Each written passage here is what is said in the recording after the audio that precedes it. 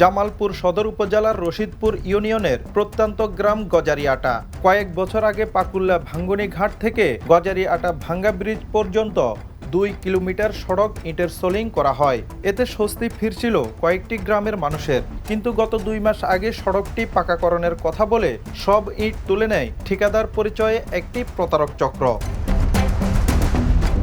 ইট তুলে নেওয়ার পরেই স্থানীয়রা জানতে পারেন এলজিইডি এমন কোনো প্রকল্পই গ্রহণ করেননি।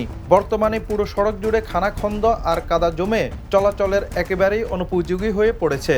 ফলে ব্যাহত হচ্ছে শিক্ষা, স্বাস্থ্য ও কৃষিপণ্য পরিবহন। রাস্তার যে অবস্থাটা হয়েছে, এখান দিয়ে হাঁটা চলার কোনো অবস্থা নাই, একদম কাদা আর কাদা। এই এলাকার যে মানুষ আছে, জরুরি কোনো সেবা তারা নিতে পারতেছে না। শুধু এই সড়কই নয়, একইভাবে আরও 2টি সড়কের ইট তুলে নেওয়ার ঘটনা ঘটেছে। এই বিষয়ে প্রশাসনের পক্ষ থেকে আইনি পদক্ষেপ নেওয়া হয়েছে। সংশ্লিষ্ট 3টি রাস্তায় এলজিডির চলমান কোনো প্রকল্প চলমান নাই। পরবর্তীতে আমরা সরজমিনে পরিদর্শন করে প্রকল্প গ্রহণের ব্যবস্থা নেব। এর দ্বারা এলাকার সাধারণ মানুষের দুঃখ দুর্দশা লাভ করবে। স্থানীয়দের দাবি, প্রতারক চক্রের সদস্যদের দ্রুত গ্রেপ্তার ও কঠোর শাস্তি নিশ্চিত করার পাশাপাশি মৌলিক অধিকার রক্ষায় সরকার যেন অতি দ্রুত সড়কটি সংস্কারের উদ্যোগ নেয়। আমাদের রাস্তার ইটগুলা তারা প্রতারণা করে তুলে নিল, বিক্রি করছে।